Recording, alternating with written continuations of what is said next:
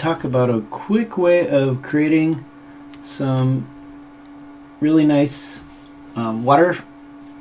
It's kind of complicated, all the different settings you have to do. Pretty straightforward once you know them, but finding them out was a little bit difficult. There's two basic pieces to water. The first one is going to be, let's say we're going to create, I don't know, a cube of water. We want it to be kind of big. We'll cover splines a little bit later, but here we've got this guy, and we're going to set it up so we can swim in it. Let's make a little swimming pool.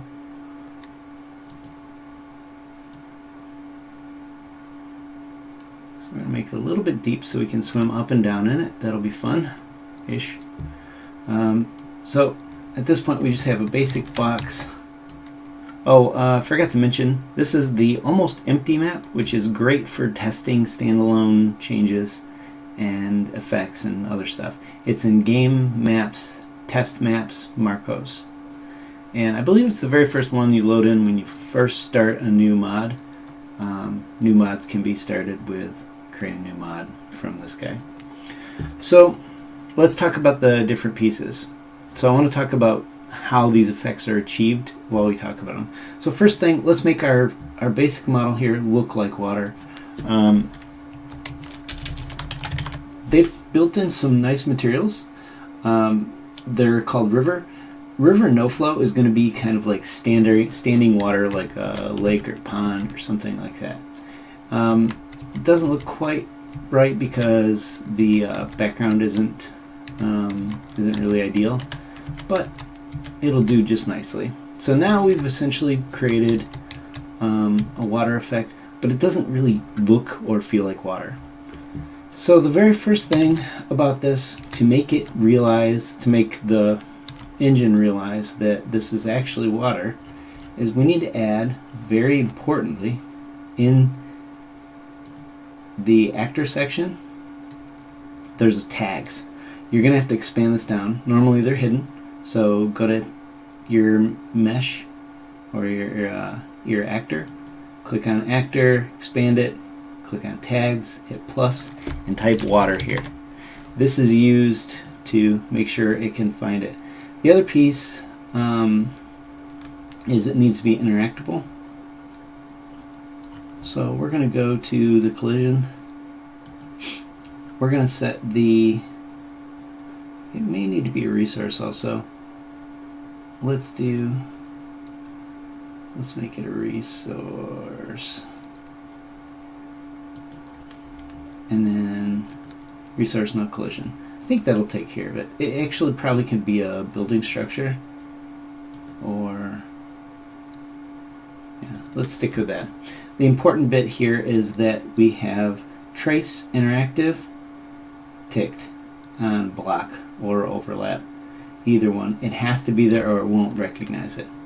So that takes care of the mesh itself. Now you've actually got to build in the physics. So if we go and run this right now, we're going to pop in, pardon me while I find the water I just created. I have a couple of these, so forgive the testing around. You'll notice we got some water sounds, and because we set that water tag on it, it knows that it's water. But we don't have a swimming effect or underwater breathing or any of that. For that, we need one more piece, and this is a little shallow too. Let's make it a little bit deeper. That should be good enough. So that way, when we come in, there we go, we'll know if we're actually swimming or not. All right, so that takes care of the first part. So next, we need to get a volume. We're going to create a physics volume. Physics volumes, so let's drag this guy over here, and we're just going to make it the same height and size. Let's copy the location from our cube and set it on our physics volume. I'm going to drag this up here. I think I can attach them. That would be nice. Let's find out if that works. Oh, okay, that definitely did not work. Alright, well, let's not sweat it. Let's drag it in. Put it over the same spot, roughly. And let's scale it.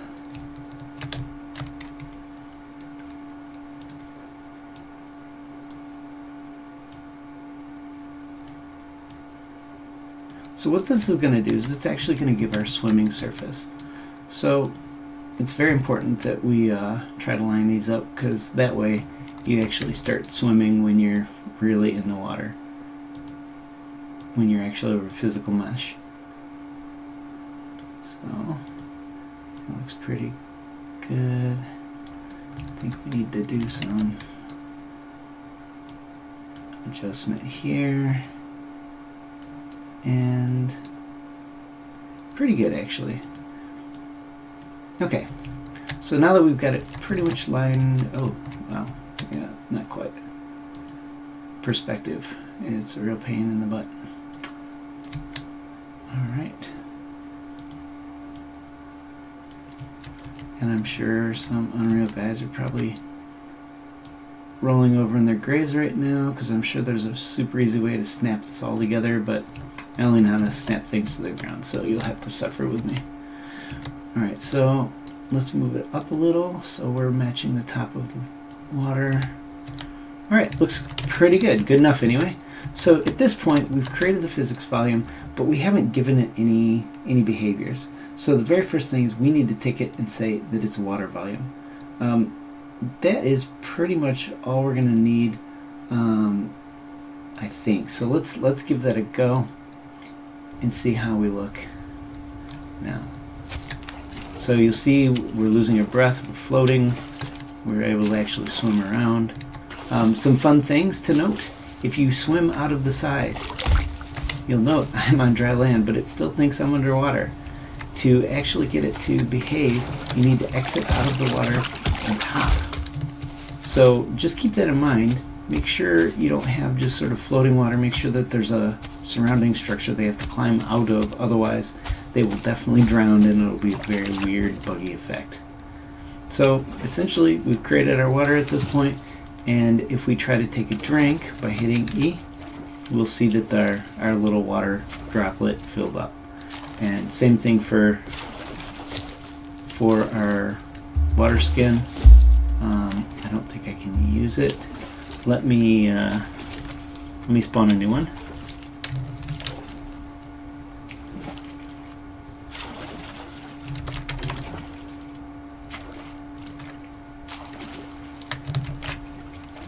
Oh, by the way, Shift Control C opens up the console. Oops, I'm drowning. That's not good. Alright, so I'm going to drop this guy. I'm going to put this guy down here so we can keep an eye on it. Oh, oops. Every time. Escape is a real difficult one. So we're still in the water here. We see the water skin is currently unfilled. When we hit 1, it's going to fill up. That will not fill up if it's actually out of the water. So something important right there. Alright, so that wraps it up for this video. Thanks a lot, guys.